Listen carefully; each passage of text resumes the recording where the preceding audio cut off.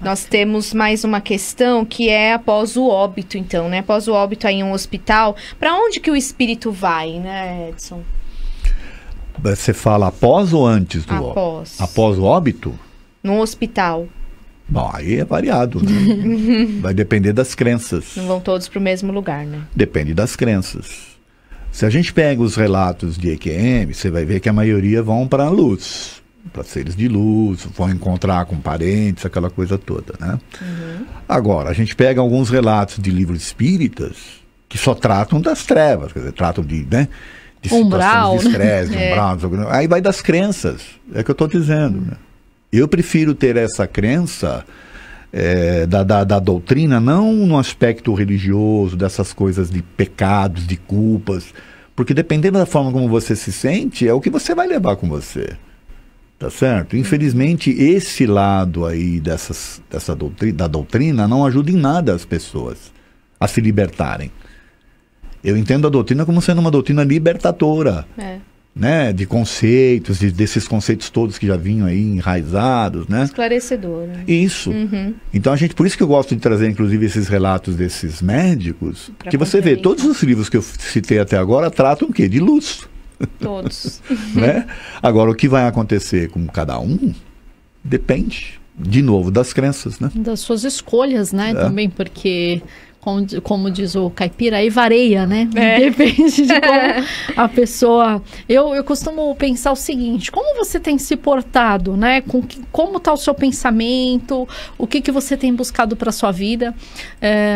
Então, se você procura, você é bem intencionado, você procura estudar, você procura aprender, você procura ser um ser melhor, né? Vivenciar o Evangelho de Jesus, o amor, né? Que nós tivemos o Natal ontem. Como que você se portou com esse pensamento? Você só pensou no peru de Natal? Você pensou no amor? Se você se comporta bem, se você anda em boas companhias, né? Diga-me com quem andas, eu te direi quem és. Então, você está em boas companhias espirituais, bons pensamentos. É claro que no momento do seu desencarne, você vai estar entre os espíritos de luz, espíritos amigos, familiares e espíritos que são amigos. Porque você acha que vai desencarnar e vai por inferno, né? Não faz sentido, né? Porque o inferno não existe, né? O inferno é na cabeça de cada um, o umbral é a mente de cada um. Então, a gente precisa cuidar dessa nossa... do nosso relacionamento, já que os espíritos estão entre nós e tudo é vibração, tudo é energia, cuidar desses nossos relacionamentos, e aqui eu incluo encarnados e desencarnados, porque, né, são nessas companhias que a gente vai seguir, né?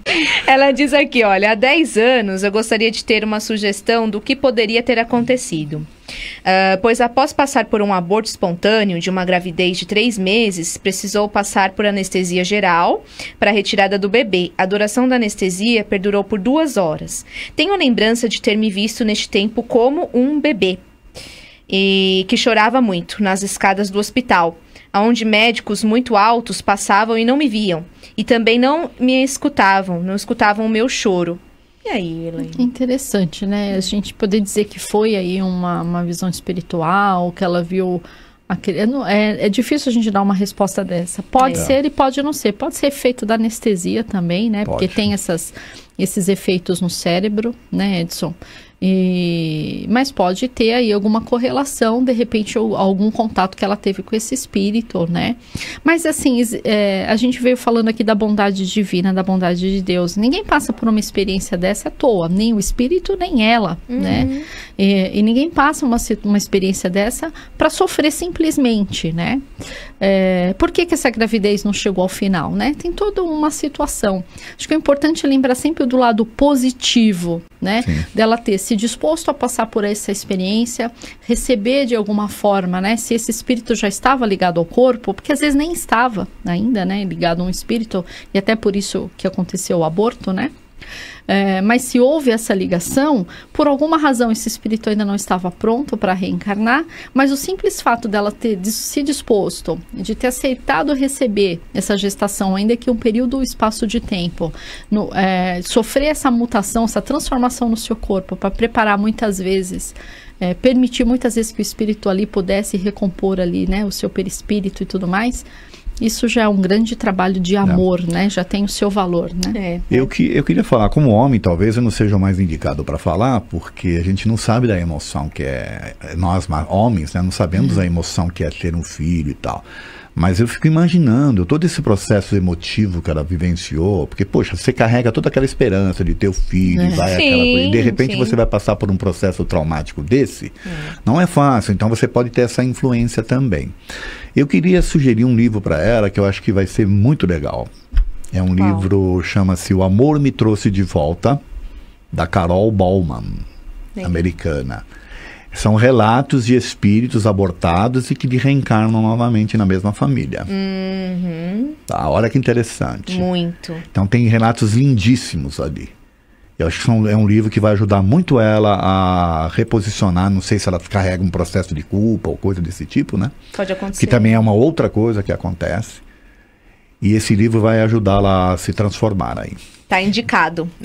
O Amor Me Trouxe de Volta. E se ela aceitou bem a gravidez e tudo mais, a gente percebe que realmente, fala assim, não tem a culpa em si, né, dela como mãe, né? Ela aceitou a gravidez, né? Mas talvez aquele espírito realmente não estivesse preparado, não fosse um momento, né? Então, acontece. Vanessa, eu queria, desculpa, mais uma vez... Eu queria citar o seguinte, existe inclusive uma associação internacional de estudo de quase morte.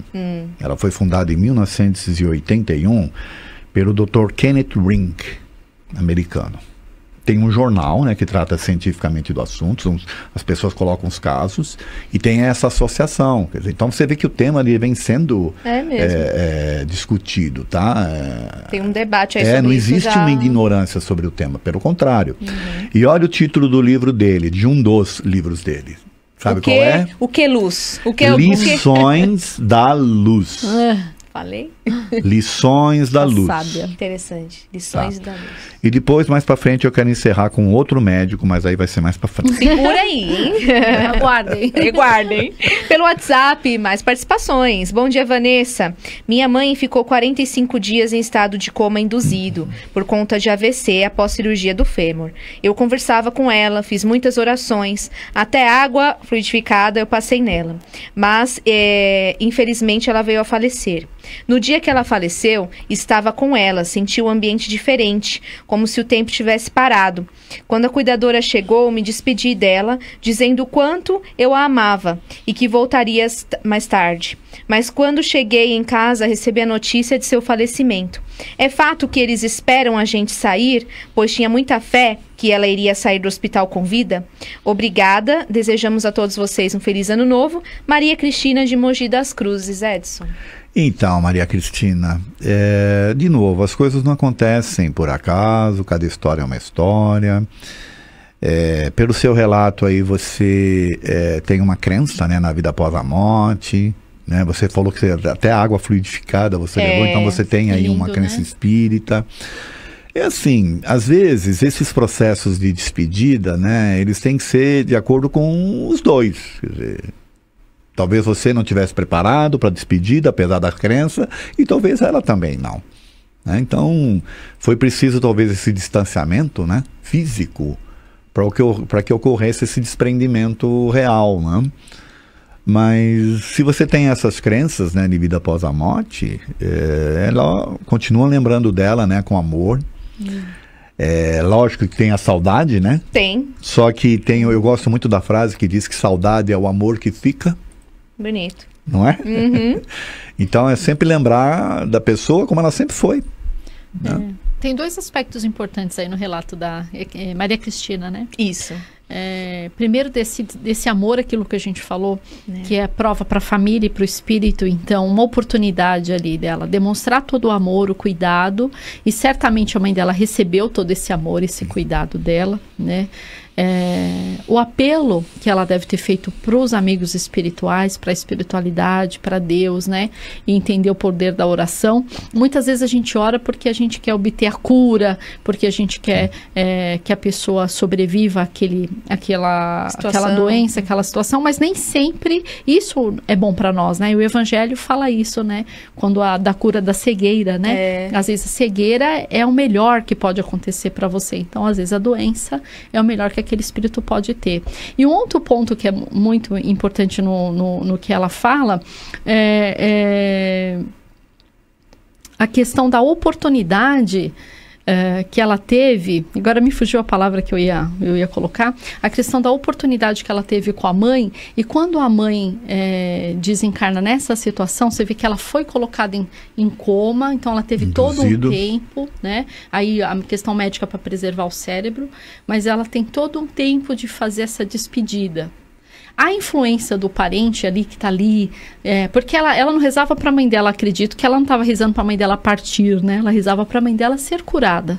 E André Luiz tem, agora eu não estou me lembrando qual a obra, depois algum ouvinte vai colocar para a gente, relata essa situação no desencarne, de quando os parentes se afastam por alguma razão, às vezes vão para casa tomar um banho, vão jantar, ocorre o desencarne. Então tem a melhora da morte, né? E aí, por conta da melhora da morte, ele melhorou, então a gente pode tomar um banho, a gente pode jantar, e aí ocorre... o livro Os Mensageiros da Luz?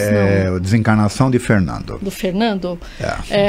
E aí vem essa oportunidade que a espiritualidade encontra de fazer o processo de desligamento. Tem muito disso mesmo, acontece demais.